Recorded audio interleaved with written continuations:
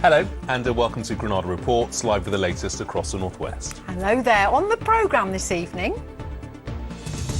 So, Ben Wallace, do you know him? Yes, I do. He's behind you. Lancashire MP Ben Wallace still a strong favourite to replace Boris Johnson as Prime Minister. So do constituents think he'd make a good job of the top job? Got to know him through coming in the cafe, and yeah, he's always been a really nice guy, so yeah, good luck to him. I think they're all the same, to be perfectly honest. It just can't be any worse than it's been. Against the odds, the campaign is calling for an end to sports betting for the sake of people like Ryan, who took his own life as his gambling debts grew. Smile, please. From busking to the big screen, the new film featuring Manchester music icons, the Piccadilly Rats. And great weather for tennis this weekend, because here comes the sunshine and we're turning up the heat. All the details later in the programme. Well, first tonight, and in a week where there's been plenty of dramatic political events, today it's a case of wait and see. The Conservative MP for Wyre and Preston North, Ben Wallace, is deciding whether to enter the race to become the next Prime Minister. He's said to be speaking to his family about whether to run for the top job. Mr Wallace, who's also the Defence Secretary, has been reluctant to talk, as we found out earlier when he unwittingly walked past our cameras today in his constituency. Meanwhile, the former Chancellor, Rishi Sunak, has thrown his hat in the ring, and elsewhere, the Ashton-under-Lyne MP and Deputy Leader of Labour, Angela Rayner, has been cleared of any wrongdoing over so-called Beergate. More on that after the latest from our political correspondent, Leisha Manali. Few campaign headquarters are being watched more closely than this one, the political home of Ben Wallace for the last 12 years. He's perhaps not the best-known cabinet minister, but a familiar face round here. Ben Wallace, do you know him? That's him behind her. Yes, I do. And the party seems to be behind him. So is he running for Prime Minister? When we caught up with him, he was keeping quiet.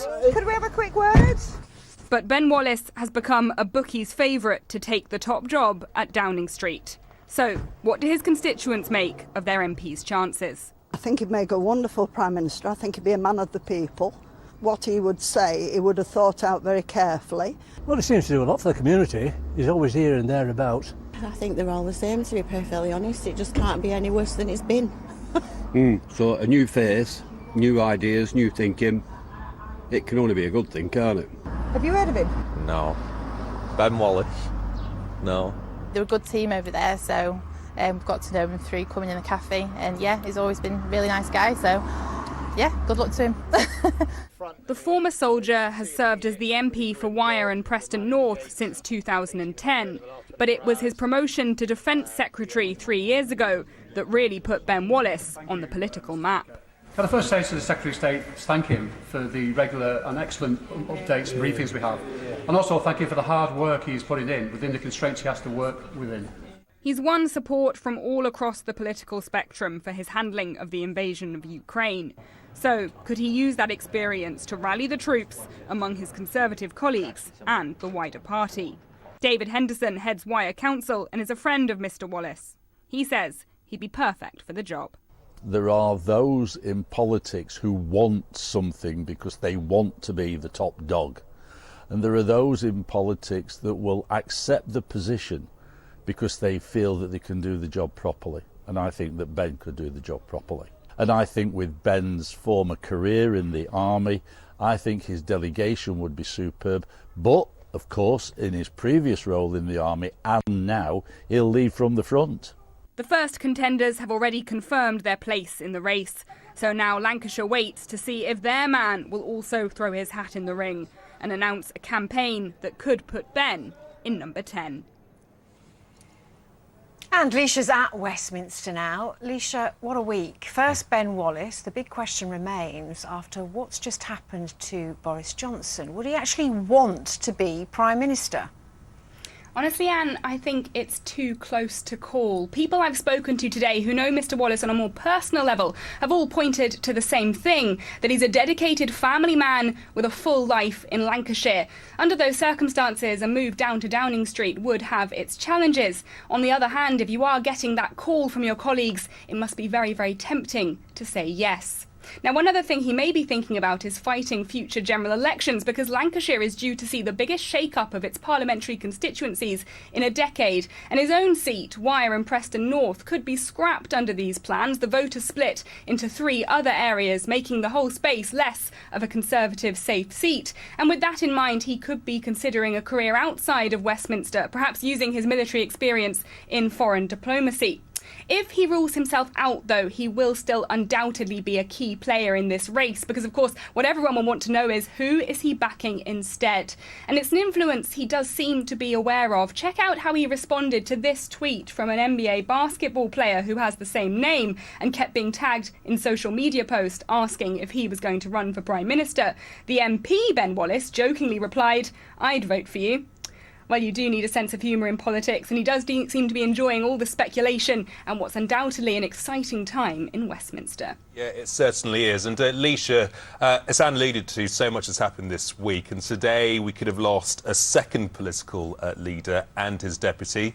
But Sir Keir Starmer and the Ashton-under-Lyne MP Angela Rayner were cleared over the so-called Beergate scandal, weren't they? That's right. I don't think this week could have coped with any more political drama. But police investigating whether the pair broke coronavirus rules have concluded that there's no case to answer. It's a finding welcomed by the MP for Ashton-under-Lyne, who tweeted, "We've always been clear that no rules were broken in Durham." She added that integrity matters in politics. The contrast with the behaviour of this disgraced Prime Minister couldn't be clearer. Now, you might well expect the opposition to make much of that contrast, but it's something that the runners and riders in the Conservative leadership race will also be aware of, all trying to sell themselves as the candidate capable of bringing along a fresh start. OK, Leisha, I do hope you get time to put your feet up this weekend. You thoroughly deserve it. Thank you for now. Thanks. We're moving on to more of the day's news. And the father of a young man who took his own life after getting into gambling debt is calling on our region's top football clubs to cut their ties with the betting industry. Yeah, a number of our region's clubs are sponsored by online gambling companies. Only last month, Everton signed a major deal with the online casino Stake.com. The father of 27-year-old Ryan Myers from Liverpool says it's time for the gambling ads to stop. Our reporter Anna Yosef has more. Campaigning for football to put people before profits. Everyone in this group has been harmed by gambling. They're walking from Manchester to Liverpool, visiting 4 football grounds to highlight what they see as the sport's unhealthy relationship with betting. Bet365. Fans spend hundreds of millions of pounds every year hoping to predict the outcome of games. For many, it's just fun, but for others, betting ruins lives. Roll your boat gently down the street. Ryan Myers was a bright young man with a loving family and promising future. He was 27 when he took his own life. John Myers had no idea about his son's gambling addiction. It was actually only on the day he died we realised how bad it was, because the day he died we sat in his house and somebody noticed on the floor there was a betting slip. And when they picked it up, I just when you start thinking about that day. So when we picked it up, we noticed that his card had been declined. We knew he'd been paid the day before, so that was the first flag. What role did gambling ads play in Ryan's addiction? Our Ryan said when he was trying to quit, he couldn't quit because everywhere he looked there was gambling adverts everywhere, TV, radio. He was getting text on his phones, he was getting emails and everything. He said he just felt he couldn't get away from it. Every time he tried to stop, they were dragging him back in. James Grimes is a recovering gambling addict who started the Big Step campaign to kick gambling ads out of football. He says his addiction began when he was 16 with a £5 football bet. I didn't think at that age that it would lead to 12 years of misery, really, but it did. And I look back, now I'm in recovery, and football failed me. Football let me down because I'm a huge football fan, always have been all my life. I love this sport, I trusted it, and it sold me addictive products. What do you want the government to do? We want the government to end gambling advertising and sponsorship in football. If football or government doesn't do that, I have absolutely no doubt in my mind that fans will make that happen, because gambling sponsorship in football is not just unhealthy, it's unpopular. Fans don't want it. Fans don't want to be a walking billboard for an online casino. So fans will make this happen, and we remain confident that the government will do this. In response, the government said, "We are undertaking the most comprehensive review of gambling laws in 15 years to ensure they are fit for the digital age. We will be publishing a white paper as part of a review of gambling legislation in the coming weeks." Every step they hope will bring them closer to getting gambling out of football. The question remains, can top football clubs do without the millions? Anna Yosef, ITV News. Now, part of the building at the Royal Lancaster Infirmary has collapsed after a car crashed into it. A man in his 70s has been treated for head injuries following the incident, which involved a Land Rover and an Audi. After the cars collided, the Land Rover then crashed into the hospital building. Prince Charles has been in Lancashire today for a whistle-stop tour. Part of the visit included a trip to the Morecambe Fire Station to meet some of the young people who've taken part in the Prince's Trust Team programme, which is run by Lancashire Fire and Rescue. He was treated to a drill display involving some of the young people who've completed the course, which aims to teach new skills, gain confidence and help them into work. It's built up my confidence, it's built up my leadership skills, it gave me an opportunity to lead a project. What he said to me was that he's very proud of me for changing my life and working with people that used to live their lives like me, and to keep going, basically. Yeah, always good to have His Royal Highness on our patch. Lots to come in the programme coming up.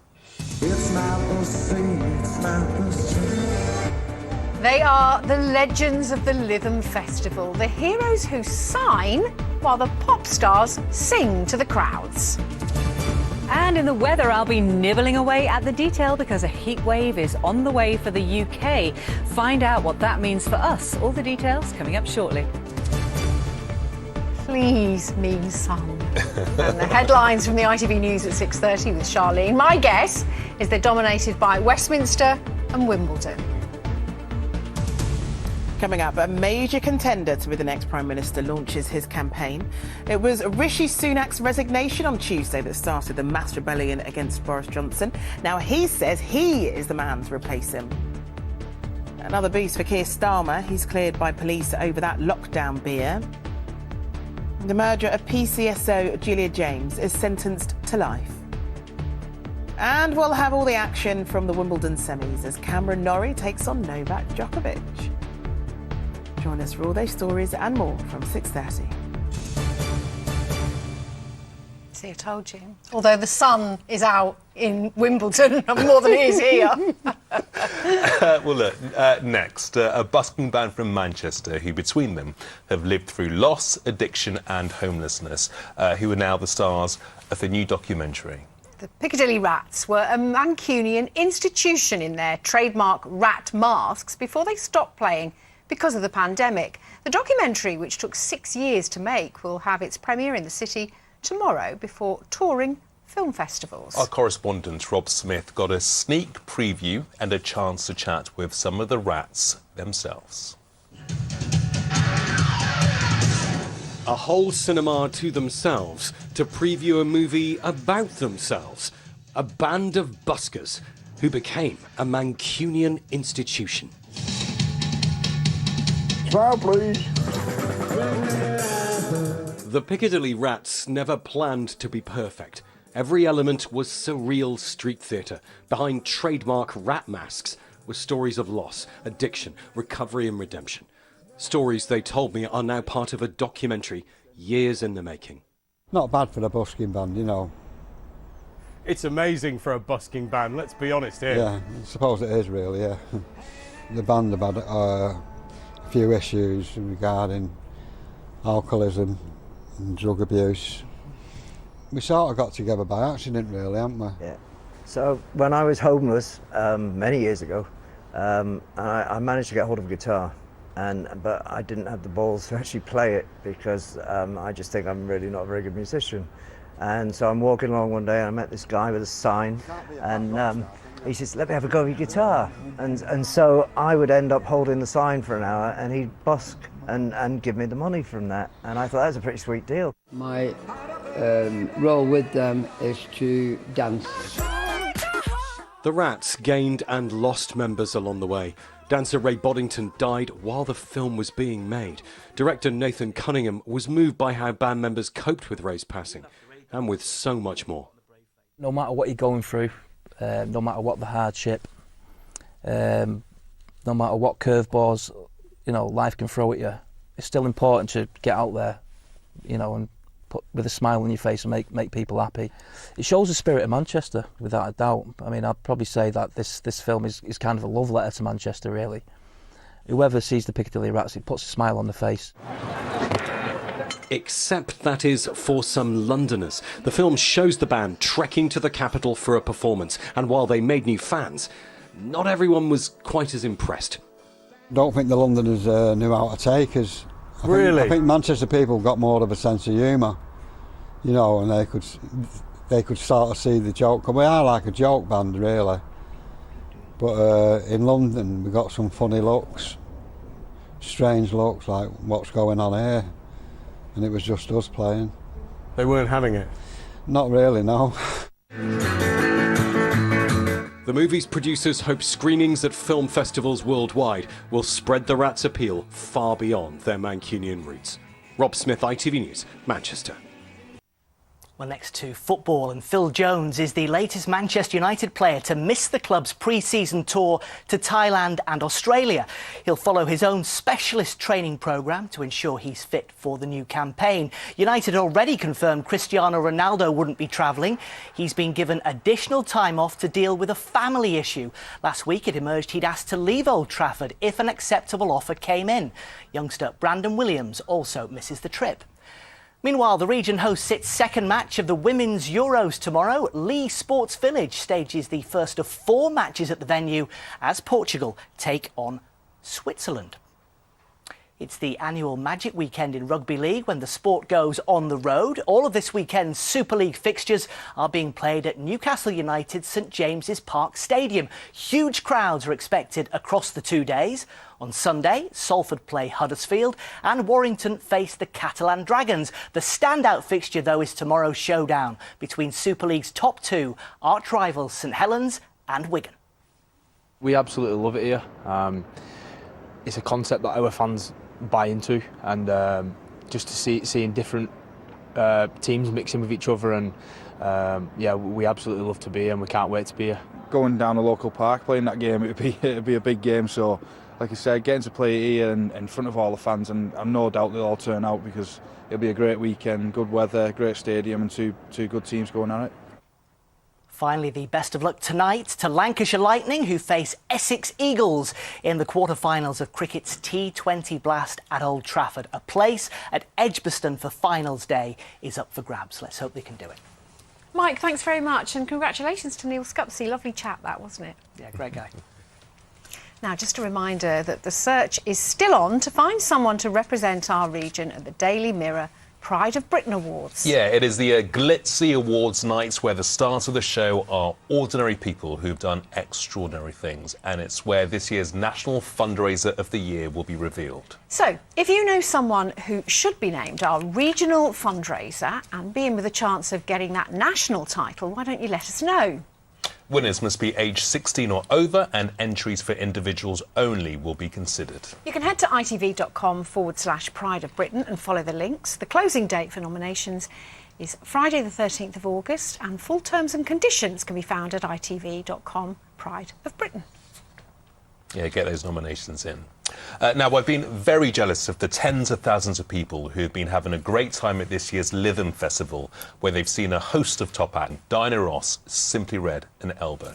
When it ends on Sunday, it'll break all sorts of records for crowds and money raised for charity. But it's also won a big prize. Yeah, it's the Attitude is Everything Silver Award, and it recognises how the festival's gone above and beyond to provide access and facilities for deaf and disabled people. So never mind all those huge stars. Our entertainment correspondent Caroline Whitmore went to meet the true legends of Lytham.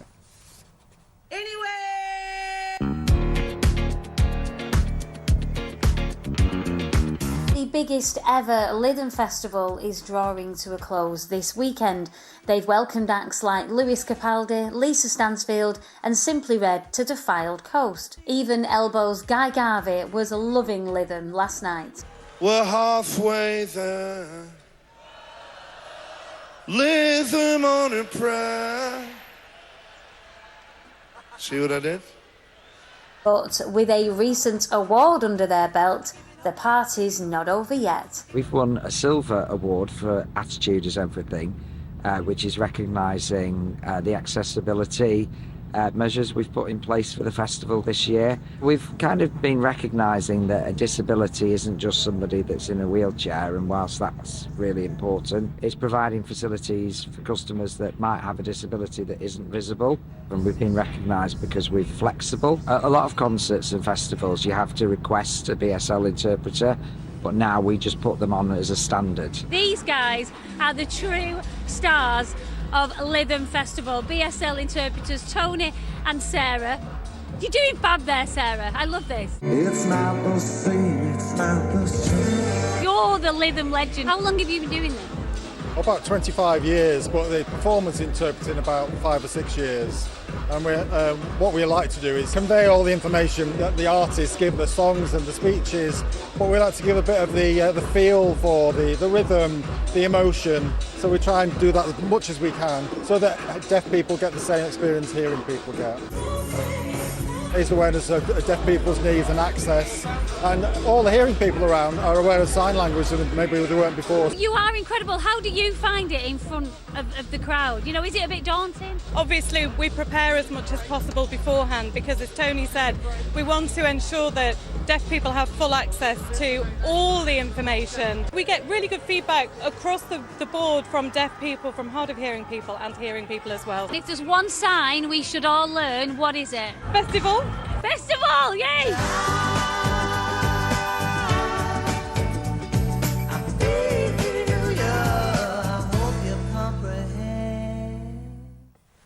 Hey, big up to Lytham, eh? Now, for the weekend weather this weekend, here's the good news from Emma. Why do I need a shower? I've been out in the rain. The faster you go, the sooner you'll be out. You'll save water too. United Utilities sponsors ITV Granada weather. Hello there, I hope you've had a superb Friday. We've got some fabulous pictures for you to kick off the weekend from around the region. I absolutely love them and they're really getting us in a summery feel. Need I say more? Yep, the weather's heating up, those temperatures will be soaring, although a bit of a roller coaster over the next few days. Maybe just a children's roller coaster. There'll be small fluctuations in temperature. It's going to feel warm throughout and generally they will be under the umbrella of dry, fine, settled weather. Some very hot temperatures in the mix though, and I'll show you why. We've got high pressure anchored to the southwest of the UK at the moment, gradually building over the weekend, but slowly. You see those fronts there, they faded away, so not influencing us too much over the weekend. Then for the start of next week, the high crosses west to east across the whole of the country, bringing about a change of wind direction and an uptick in those temperatures. Now then, for the next few hours, an area of cloud just sinks southwards and maybe a spit out of that maybe over parts of Lancashire and Cumbria, but not enough to really notice, and skies clear behind it. Probably a bit more comfortable feeling than last night was for sleeping. There are your sunrise and sunset times for tomorrow. Sun's up at 4:52. First thing, there may be a bit of cloud around. It breaks to some good spells of sunshine like it did today. Maybe a bit of hazy sunshine in places, and temperatures really still feeling quite warm, around 20 to 22 Celsius. That's 72 Fahrenheit. And then on Sunday, the high pressure is slap bang over the top of us. A fine day. So today our temperatures peaked. Tomorrow they dip a little bit and then they're going to rise again. I think they're actually going to peak on Monday, but there's some uncertainty on Tuesday because as the high pushes eastwards, it may allow a front to move from northwest to southeast. 29 Celsius, that's 84 Fahrenheit. That's your weather. Let's take a look at pollen. United Utilities sponsors ITV Granada weather.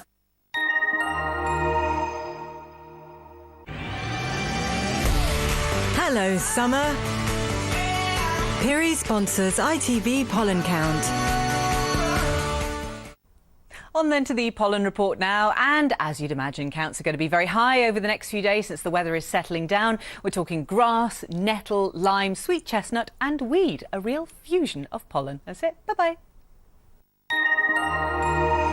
Yes, we've got 3 days of summer. Enjoy it. It'll be gone on Tuesday. It's all about the barbecue for me this weekend. Bye-bye. Bye-bye.